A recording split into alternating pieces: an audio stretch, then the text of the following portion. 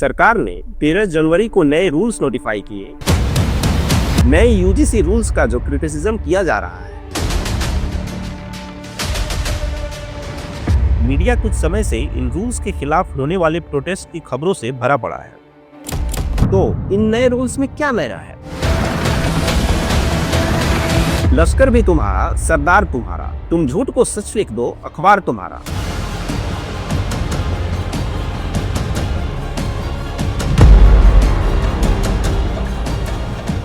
सरकार ने 13 जनवरी को नए रूल्स नोटिफाई किए, जिसके अनुसार हायर एजुकेशन इंस्टीट्यूशंस को इक्विटी कमिटीज का गठन करना होगा, जो कि डिस्क्रिमिनेशन की कंप्लेंट्स को देखेगा और इक्विटी प्रमोट करेगा। नए रूल्स के अनुसार इन कमिटीज में ओबीसीज, एससी, एसटी, दिव्यांग और वुमेन को रखना होगा। एनीवे, अभी के लिए सुप्रीम कोर्ट ने इन रूल्स पे रोक लगा दी है, जब तक मैटर की सुनवाई नहीं होती। कोर्ट ने अभी सरकार का पक्ष मांगा है इस मामले में। कोर्ट सुनवाई के बाद डिसाइड करेगी कि इन रूल्स को लागू होना चाहिए कि नहीं। लेकिन मीडिया कुछ समय से इन रूल्स के खिलाफ होने वाले प्रोटेस्ट की खबरों से भरा पड़ा है। नए यूजीसी रूल्स का जो क्रिटिसिज्म किया जा रहा है, वो मेनली 3 वजहों से किया जा रहा है। पहला, कि इसमें रूल मिसयूज होने का बहुत चांस है। दूसरा, कि ये जनरल कैटेगरी के लोगों को प्रोटेक्शन प्रोवाइड नहीं करता। और तीसरा, जो कि असली प्रॉब्लम है, वो है कि इसमें एससी, एसटी के साथ ओबीसी को क्यों इंक्लूड किया गया है। तो चलिए इसको एक एक करके डिस्कस करते हैं। पहला, रूल का मिसयूज होना। तो मिसयूज तो हर रूल और लॉ का होता है।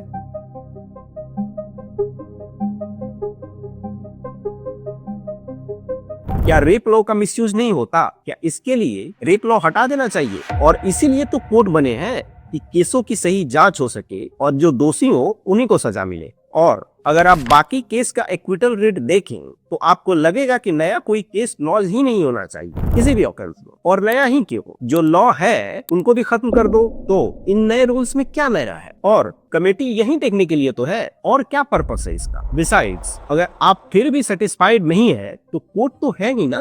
किसी भी इशू पे आपको लग रहा है कि गलत हुआ है तो आप कोर्ट जा ही सकते हैं। खैर, अब आते हैं दूसरे इशू पे, दैट इज कि जनरल कास्ट के लोगों के लिए डिस्क्रिमिनेशन से प्रोटेक्शन का प्रोविजन नहीं। तो एक बात बताओ, ये तो कास्ट डिस्क्रिमिनेशन है ना।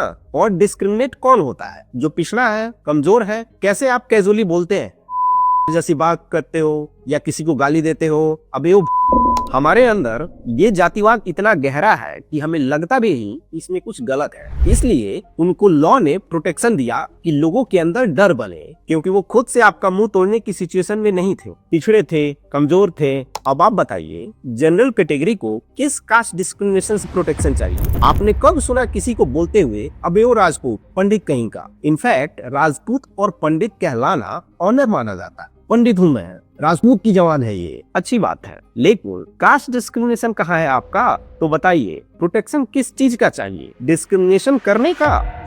ये जो प्रोटेक्शन की कमी वाला पॉइंट है, ये तो पूरी तरह फर्जी है। असली मामला कुछ और है, which brings us to our third point. सही मायने में सारा प्रॉब्लम इस बात का है कि एससी, एसटी तो चलो ठीक था, पहले से ही एससी, एसटी एक्ट तो है ही। नया क्या है? नया ये है कि इसमें ओबीसी को इंक्लूड किया जा रहा है। वो इसलिए कि अभी कुछ टाइम से, जब से रिजर्वेशन मिला है ओबीसी 1 को, कितना ज्यादा टर्न रिजेंटमेंट है जनरल कास्ट में ओबीसी के खिलाफ। आप खुद देख लो।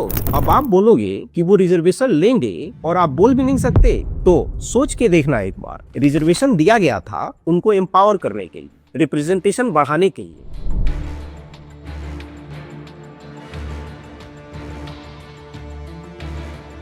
आपने उसे नया डिस्क्रिमिनेशन का जरिया बना दिया। बिल्कुल वैसे ही जैसे इनको रिजर्वेशन मिला कि ये इंश्योर किया जा सके कि एटलीस्ट 27% तो नंबर हो इनका वर्क प्लेस में, और आपने ओबीसी को उसी 27% में क्या करके रख दिया कि अगर ओबीसी है तो उसका सिलेक्शन कोटे वाली सीट पे ही होगा। सुप्रीम कोर्ट को कहना पड़ा कि नहीं, जो जनरल कोटा वालों के बराबर नंबर लाते हैं उनका सिलेक्शन जनरल कैटेगरी में होगा। ये अभी की बात है और ऐसी खबरें हमेशा आती हैं। वैसे भी एक तरह से देखा जाए तो एससी, एसटी से ज्यादा जनरल वालों ने ओबीसी को टारगेट किया है, क्योंकि एक तो दलितों की संख्या कम है और दूसरा वो बहुत पीछे है समाज में। उनसे आपकी मोनोपोली को खतरा नहीं है। ओबीसी तो आपकी मोनोपोली खत्म कर सकता है। वैसे भी एससी, एसटी रिजर्वेशन का विरोध तो नहीं किया जनरल कास्ट ने, लेकिन मंडल कमीशन के खिलाफ पूरा देश जला दिया। हालांकि पावर के प्लेसेस में वो अभी भी नहीं है। एनीवे, आयरनी ये है कि असली रीजन खुल के बोल नहीं सकते। असली रीजन एज इन ओबीसी को क्यों इंक्लूड किया, क्यों नहीं बोल रहे हैं? क्योंकि उनकी संख्या है, वही वोट बैंक है, कोई पार्टी साथ नहीं देगी। इसीलिए एनीवे पूरी judiciary, media, civil society upper caste से भरी पड़ी है 80%, जिनकी संख्या सिर्फ 15% है। लेकिन वहां आपको बायस नहीं देखता। कौन सा एग्जाम या इंटरव्यू होता है इन जगहों पे? अभी कैसे मीडिया में इतना जोर शोर से चल रहा है जैसे देश का सबसे बड़ा मुद्दा यही है। एक बंदे ने रिजाइन किया, वो खुद कंफ्यूज है किस इशू पे रिजाइन किया, यूपी में संतों की पिटाई पर या यूजीसी इशू। रिजाइन भी किया या सस्पेंड किया गया, लेकिन उसको ऐसे चला रहे हैं जैसे मोदी सरकार ने रिजाइन कर दिया। और हमारी ब्राह्मण बहुल मीडिया देखिए कैसे चलाती है खबर।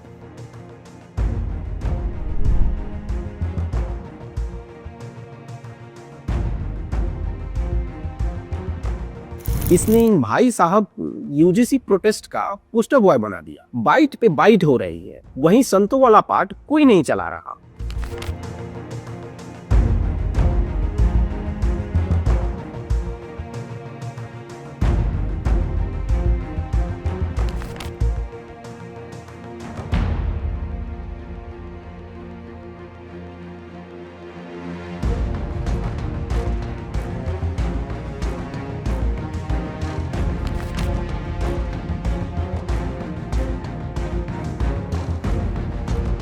और देखिए ऑलरेडी कितना प्रिविलेज है, किसानों को कितने वक्त प्रोटेस्ट करना पड़ा, कितने लोग मर गए, तब जाके बिल वापस हुआ। अभी 2 दिन हुआ नहीं और अभी कितनी जल्दी सरकार ने ऐलान कर दिया कि वो रिव्यू करेगी। ये है प्रिविलेज जो कि औरों के पास नहीं है, इसलिए बाकियों को प्रमोशन और प्रोटेक्शन चाहिए। वैसे अभी तो मामला सुप्रीम कोर्ट में पेंडिंग है, देखना होगा कि फाइनली होता क्या है। लेकिन आयरनी देखिए, पिटीशन फाइल किया है एक अग्रवाल भाई ने, और एक ऐसी जगह जो कि रिप्रेजेंटेशन के मामले में सबसे पिछली पायदान पे है। कोई एग्जाम या इंटरव्यू नहीं होता है कॉलेजियम का जिसमें जज चुने जाते हैं, लेकिन पता नहीं कौन सा प्रोविजन है जिसमें जनरल कैटेगरी वाले ही आते हैं। हम इसको ऑलरेडी डिस्कस कर चुके हैं पहले। खैर आयरनी ये है कि अभी इसी जनरल कास्ट से भरी संस्था को डिसाइड करना है कि गैर जनरल कास्ट वालों को ये प्रोटेक्शन दिया जाना चाहिए या नहीं। लश्कर भी तुम्हारा, सरदार तुम्हारा, तुम झूठ को सच लिख दो, अखबार तुम्हारा। इस दौर के फरियादी जाए तो कहा जाए, कानून तुम्हारा है, दरबार तुम्हारा है। वैसे